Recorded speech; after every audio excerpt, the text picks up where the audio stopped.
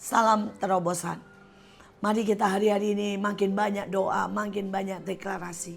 Kita tahu keadaan tidak semakin baik. Tapi justru di dalam badai, Raja Wali Tuhan tidak akan sembunyi. Raja Wali Tuhan akan terbang tinggi bagi Raja Wali. Saudara, Raja Wali begitu mencium bau badai, begitu mendengar suara angin yang bergemuruh, maka dia mulai siap-siap. Ketika semua burung lain akan mulai bersembunyi, maka dia mulai siap-siap. Maka dia akan terbang sangat tinggi. Dia mulai mengepakkan sayapnya dan dia membiarkan badai itu mengangkat dia lebih tinggi dari badai itu. Dan dia terbang begitu tinggi, melayang-layang. Dan dia bahkan tidak terkena hujan karena dia ada di atas hujan. Dia bahkan tidak terkena angin karena dia ada di atas angin. Dia bahkan tidak terkena, saudara, semua dampak yang sangat mengerikan karena dia ada di atasnya. Dan itulah yang Tuhan mau. Tuhan mau kita ada di atas badai. Tuhan mau kita ada di atas keadaan. Maka kita disebut lebih dari pemenang. Saudara, kita akan belajar satu hal. Bagaimana supaya kita di atas badai. Bagaimana supaya kita lebih dari pemenang. Saudara, ada beberapa kunci. Mari yang pertama. Lukas 15 ayat 17. Yaitu tentang anak yang hilang. Saudara, dikatakan lalu anak bungsu itu menyadari keadaannya. Betapa banyaknya orang upahanku, upahan bapakku, berlimpah-limpah makanannya. Tetapi aku di sini mati kelaparan. Saudara, yang pertama, menyadari. Apakah engkau sadar engkau berdiri dalam ketepatan atau engkau berdiri di tempat yang salah? Saudara, ada banyak orang tidak sadar dia berdiri di tempat yang salah. Dia punya teman-teman yang mencerumuskan. Setiap kali dia mau lari dengan Tuhan, temannya berkata, buat apa? Setiap kali teman-temannya berkata, ayo minum. Dan dia pulang larut malam. Saudara, hari ini sadari di mana engkau ada. Apakah engkau ada di anak-anak Tuhan yang membawamu lari, yang membawamu berdoa? Saudara, apakah engkau dikelilingi? Saya mau berkata dengan jelas, 5 orang di dekatmu menentukan siapa engkau. Saudara, cari 5 orang di dekatmu. Saudara, 5 orang itu pembunuh, saudara pemabok, orang pengangguran, orang mungkin saudara ya suka gosip. Mungkin itu yang kelima, saudara, orang yang selalu berkata tidak tahu, maka engkau akan menjadi seperti itu. Tapi kalau engkau 5 orang adalah bos, saudara yang paling kaya di Jakarta, saudara yang satu adalah sekretaris yang selalu sigap, saudara yang satu pendoanya, yang satu saudara mungkin cuma sopir tapi selalu tepat, saudara yang kelima mungkin OB tetapi yang selalu menangkap dan sangat setia. Percayalah, engkau akan menjadi seorang yang sukses. Tentukan 5 orang di sekelilingmu. Saudara, hari itu saya memutuskan untuk selalu bermain dengan ayah saya dan hamba-hamba Tuhan. Ketika anak-anak orang lain sedang bermain, saudara, maaf, dengan film, dengan pacar, dengan saudara boneka, saya mulai umur 9 tahun bahkan 8 tahun memutuskan selalu bersama ayah saya. Saudara, saya akan pergi bersama ayah saya kecuali sekolah, kemanapun.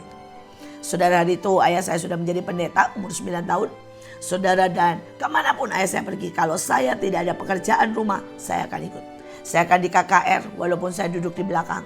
Saya akan di tempat doa walaupun saya duduk di belakang. Tapi saya akan ngobrol dengan Yusuf Roni, dengan hamba-hamba Tuhan besar. Saya akan ngobrol tentang apa hati Tuhan. Saya berdoa berjam-jam bersama mereka walaupun saya diam. Dan hari ini saya jadi persis seperti mereka.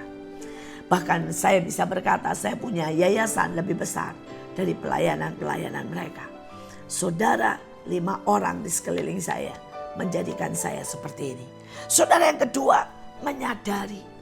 Apakah saudara ini sudah jauh dari Tuhan ataukah saudara dekat Tuhan?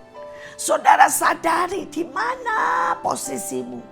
Ada banyak orang yang berpikir dia melayani, dia berdoa, dia bahkan mengusir setan. Tapi Tuhan bilang, enyah dari hadapanku pembuat kejahatan. Aku tidak kenal engkau dan engkau tidak kenal aku. Saudara, bayangkan, gak kenal. Tapi mereka merasa kenal. Dan itu tidak menyadari. Saudara, yang ketiga, seberapa engkau menyadari talenta yang ada padamu. Banyak orang tidak pernah mengembangkan talentanya. Maka dia seperti orang yang punya satu talenta. Dan Tuhan berkata, hai hamba yang jahat dan malas, celakalah engkau. Hamba itu miskin bukan karena dia tidak punya talenta. Tapi karena dia menyembunyikan talentanya. Saya mendengar sebuah kesaksian yang sangat keren, saudara. Saudara, dia anak tukang jualan kue, miskin banget. Tapi hari itu dia tahu dia bisa gambar. Dia tidak pernah les gambar. Cuma kalau dia coret-coret, dia gambar, dia tahu dia bisa gambar. Dan apa yang dia buat, dia gambar kecil, di kertas-kertas kecil. Dia gantung, saudara, di rumah orang. Dan berkata, kalau mau les datang ke sini. Kalau mau les datang ke sini jam sekian. Saudara, dia baru berumur 12 tahun. Dia sudah punya 40 murid. Saudara bisa bayangkan. Dan ketika dia sampai kuliah kedokteran, dia punya 1.500 murid dalam sekali, saudara ya, les. Walaupun dia bagi-bagi, saudara ya. Tapi dia punya 1.500. Dan orang bilang begini, kamu itu pernah les gambar? Enggak. Tapi anak-anakmu bagaimana? Semuanya lulus dengan bagus. Bahkan mereka juara. Sampai juara di tingkat nasional. Ada yang dibawa ke luar negeri. Dan dia bilang sampai ke Amerika, sampai ke Jepang. Dan orang tanya, bagaimana kamu sepede itu? Dia bilang, saya tahu saya bisa gambar. Dan itu talenta dari Tuhan. Saudaranya satu loh, bisa coret-coret. Dia membiayai orang tuanya. Sampai orang tuanya bisa beli rumah, saudara. Hanya dari ngelesin gambar. Sekali lagi, dia orang yang menyadari apa yang dia ada dalam hidupnya. Tapi berapa banyak mereka tidak menyadari apa yang ada dalam hidupnya. Saudara, dan ceritanya tidak sampai di situ. Hari itu anak itu lari kepada bapaknya. Dan dia bilang, Bapak, jadikan aku hamba. Dia sadar. Dia tidak layak jadi anak. Saudara, dia layaknya cuma jadi hamba. Tapi justru karena dia sadar. Maka bapaknya memberikan dia jubah. Memberikan dia cincin. Dan memasukkan dalam pesta. Tuhan sangat ingin membawa saudara dalam pesta. Dia tidak ingin saudara ada dalam kekeringan. Dia memberikan saudara segala macam hikmat, talenta. Untuk membuat kita semua masuk dalam pesta. Tapi persoalannya, apakah kita menyadari?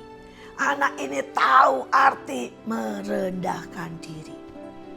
Apakah kita tahu artinya merendahkan diri untuk belajar kepada orang lain? Apakah kita tahu artinya merendahkan diri menjadi hamba dari orang lain? Saudara, kalau saudara pelajari Alkitab, mereka semua yang jadi besar karena mereka berani menjadi hamba. Saudara, Joshua menjadi hamba Musa, Samuel menjadi hamba Eli, Daud menjadi hambanya Saul. Saudara, dan setiap kali mereka berani menjadi hamba. Bahkan Yesus 30 tahun tidak melayani dulu, belajar menjadi tukang kayu. Menjadi hamba daripada ayah dan ibunya. Saudara, ini waktunya menyadari. Ambil satu tindakan. Dan kita akan menjadi lebih dari pemenang. Kita akan pesta. Karena itu hati Tuhan. Tidak resesi, tapi resepsi. Tidak kekeringan, tapi kelimpahan. Tuhan Yesus memberkati.